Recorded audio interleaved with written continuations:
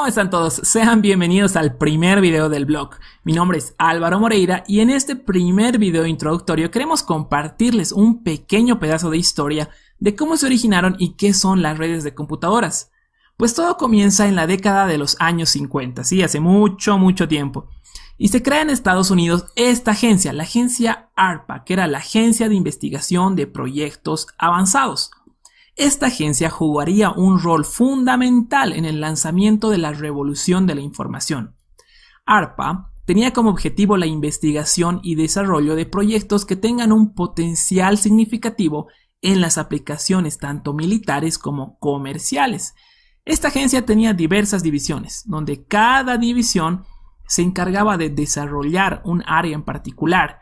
Sin embargo, a nosotros nos interesaba esta división, la IPTO, que era la Oficina de Técnicas de Procesamiento de la Información, cuya función de esta oficina era la de crear una generación de sistemas computacionales y de información que sobrepasen las capacidades de los sistemas que ya existían en esa época.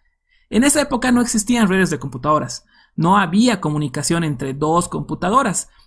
Recuerda, en las películas o en imágenes seguramente viste esas computadoras súper grandes que entraban en un cuarto entero, ¿no? Sin embargo, las computadoras estaban aisladas, eran autónomas y funcionaban de manera independiente. Si una persona quería hacer uso de una computadora que se encontraba en otro lugar, tenía que dirigirse físicamente a ese lugar, y eso era un gran problema que hoy en día no lo tenemos, ¿no? Podemos acceder a computadoras que se encuentran al otro lado del mundo sin ningún problema. Al ver este problema, acá es donde entró en juego el primer director de esta división de la IPTO, este señor, el señor J.C.R. Lee Clyder. Lee Clyder fue un visionario que tuvo las primeras ideas sobre las interacciones sociales y la resolución de problemas complejos que se podían lograr mediante la interconexión de las computadoras, donde cualquier persona desde cualquier lugar del mundo pudiera tener acceso a la información y a los recursos que proporcionaban las diferentes computadoras del mundo. Las ideas y las visiones de este señor, de J.C.R. Lee Clyder, sobre la computación y su aplicación a toda clase de actividades lo han llevado a ser considerado como una de las figuras más importantes en la ciencia computacional y de la historia de la informática. Si te interesa la historia, te recomendamos que puedas leer un par de sus publicaciones más importantes. Estas eran Main Computer Symbiosis y The Galactic Network. Ha sido en base a las visiones de J.C.R. Lee Clyder que en la década ya de los años 60 se crea esta red, la red ARPANET, cuyos conceptos y demostraciones de su funcionamiento han llevado a la creación de lo que conocemos hoy en día como el Internet. En la creación de la red ARPANET se tenían diversas computadoras que se podían comunicar e interactuar entre ellas a través de nodos o dispositivos especializados. Ya no teníamos el problema de computadoras autónomas e independientes que no podían intercambiar recursos con otras computadoras. Supongamos que esta es la topología de nuestra primera red ARPANET. En esta topología, esa computadora, si se quería comunicar con esta otra computadora, podía hacerlo, podía intercambiar recursos a través de estos nodos intermedios. Estos nodos intermedios enviaban la información. Entonces, si esta computadora quería interactuar con esta otra computadora que se encontraba en otra ciudad, podía hacerlo, o esta otra computadora quería comunicarse con esta otra, también podía hacerlo. Todo esto gracias a los dispositivos o nodos intermedios. Estos nodos intermedios que se encargaban de llevar la información de una computadora de un lugar a otro, trabajaban con la técnica de conmutación de paquetes. A comparación de las redes tradicionales de esa época que utilizaban la conmutación por circuitos. Seguramente te preguntas, ¿qué son esas técnicas de conmutación? Pues eso lo vamos a analizar en otro video. Volviendo a la historia, ARPANET se formó inicialmente interconectando estas 4 computadoras en Estados Unidos que se encontraban en diferentes lugares. La Universidad de California, Los Ángeles, UCLA, la Universidad de California, Santa Bárbara, UCSB, el Instituto de Investigación de Stanford, SRI, y la Universidad de Utah. Al pasar del tiempo, ARPANET fue creciendo y para el año 1973 ya estaba formada por 37 computadoras. Déjenme borrar esto. Aquí tenemos el mapa topológico de la red ARPANET en 1973. Aquí teníamos a las computadoras que estaban interconectadas a través de estos dispositivos especializados llamados IMP. Bueno, a partir de la creación de ARPANET se fueron creando redes de universidades y centros de investigación de manera paralela y querían unirse a ARPANET. Sin embargo, surgía un problema. Cada red que se creaba tenía una implementación diferente, lo que provocaba que se tengan dificultades para intercambiar recursos entre la red ARPANET y las otras redes que se iban creando. El caos ocasionado por la creación de las diferentes redes con diferentes implementaciones era como juntar a muchas personas en una conferencia y que todas las personas hablen un idioma diferente. No nos podíamos comunicar y la conferencia era un caos. Es acá cuando ingresan estos dos señores, Vinton Cerf y Robert Kahn, que establecieron ciertas reglas de comunicación conocidas como el modelo TCP/IP o stack de protocolos TCP/IP. Los protocolos son un conjunto de reglas. Si estas reglas eran seguidas, les permitirían a todas las redes de computadoras que existían intercambiar recursos independiente de las tecnologías sobre las cuales hayan sido creadas e implementadas.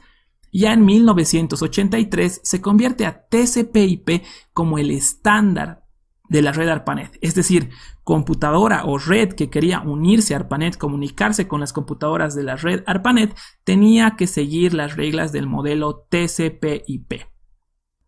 Al pasar del tiempo se fue buscando un reemplazo para la red ARPANET. Lógicamente te preguntas por qué. Bueno, esto porque el objetivo de ARPANET no era el de convertirse en la red que maneje todas las comunicaciones de las computadoras de Estados Unidos, sino que solo fue creada para fines de investigación y desarrollo, I+D. El reemplazo llegó y fue conocido como la NSFNet, la National Science Foundation Network. Obviamente estaba basada en ARPANET y en todos los mecanismos y la tecnología que usaba para transportar la información de una computadora hasta otra computadora.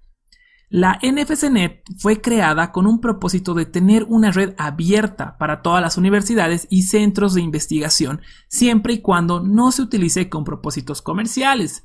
Decimos una red abierta porque recuerda que ARPANET fue creado por una entidad gubernamental, por lo tanto no cualquier persona podía beneficiarse del uso de tener una red de computadoras.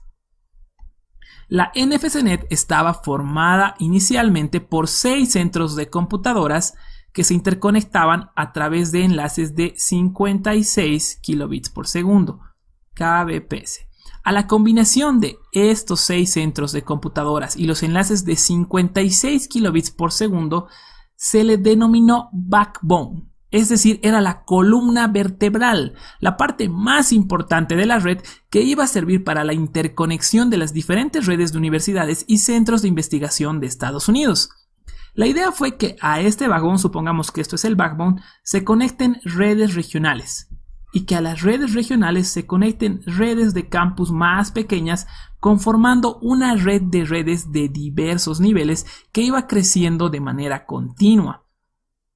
En 1992 se llega a tener un ancho de banda de 45 megabits, enlaces de 45 megabits. Déjenme borrar esto. Esta era la topología de la red NFCnet en 1992. Y la idea era similar. A cada uno de estos centros de computadoras se interconectaba una red regional y a cada red regional se interconectaban redes de campus, creando nuevamente una red de diversos niveles. En este punto ya se interconectaban 7500 redes de diferentes organizaciones, o sea, ya teníamos una red de redes interconectada. Y acá llegamos a un punto de quiebre. Recuerda que NFCnet tenía restricciones de uso comercial. Entonces, esto llevó a que de manera paralela se creen redes comerciales gigantes que ya eran operadas por entidades privadas. En los primeros años de la década de los 90 ya se iban analizando las opciones para la transición de la red NFCnet hacia las entidades privadas. Fue finalmente que en 1995 se dejó sin uso al backbone de la red NSFNet al ser reemplazado por diferentes backbones descentralizados que ya eran operados por entidades privadas y que interconectaban miles de redes comerciales. Déjenme borrar esto. Entonces la idea era similar, sin embargo que ya no se tenía un backbone centralizado, ya no se tenía una sola columna vertebral. Entonces supongamos que teníamos a la entidad privada acá, su backbone. En su backbone se interconectaban redes regionales y cada red regional interconectaba otras redes de campus. Acá teníamos a otra entidad privada que también tenía su red, tenía su backbone e interconectaban otras redes regionales y a estas redes regionales otras redes de campus. Acá teníamos otra entidad privada con sus redes regionales y con sus redes de campus. La diferencia era que ahora los backbones estaban interconectados. Entonces esto iba creciendo y creciendo, lo que provocaba que se tenga una red interconectada. Todas las redes de los proveedores de servicios se interconectaban, evolucionando a lo que conocemos hoy en día como la red más grande de todas, el Internet. El término Internet se comenzó a usar para referirse a la red global interconectada que usaba el modelo TCP/IP. Esperamos que el concepto básico de lo que es una red se encuentre claro hasta este punto. Una red es un conjunto de dispositivos interconectados que pueden comunicarse e interactuar información, recursos o servicios entre ellos. Ahora, ¿qué dispositivos se comunican? ¿Qué servicios se intercambian? ¿Qué recursos se intercambian? ¿Qué información? ¿Cómo se comunican los dispositivos?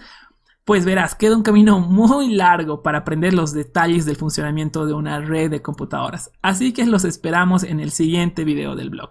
Si tienen consultas, dudas, inquietudes, quieren que desarrollemos un tema en concreto respecto a la certificación, mándenos un mensaje y con gusto lo haremos. Los esperamos en el siguiente video.